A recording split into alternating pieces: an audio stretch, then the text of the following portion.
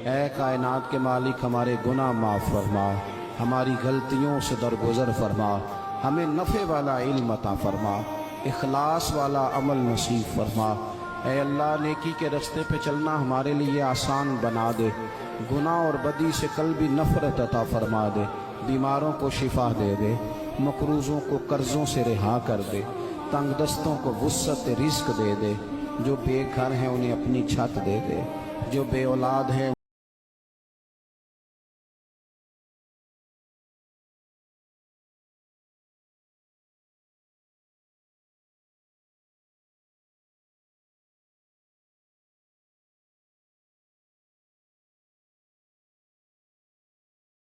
حصے ڈالے جاتے ہیں قربانی کے حصے، تو 6 حصے ہو گئے، اب 7واں حصہ مل نہیں رہا، تو ایک تگڑے سے بندے کے پاس جا کے مالدار سے کہا کہ چودھری صاحب حصہ ڈال لے، ایک حصہ کم ہے۔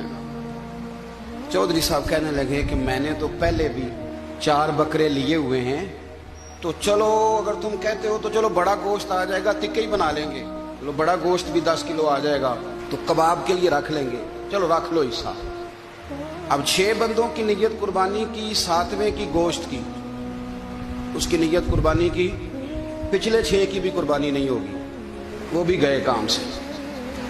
آپ اس بات کو سمجھیں کہ قربانی کا مطلب یہ ہے کہ خالص اللہ کی رضا کے لیے مخصوص وقت میں مخصوص جانور ذبح کرنا۔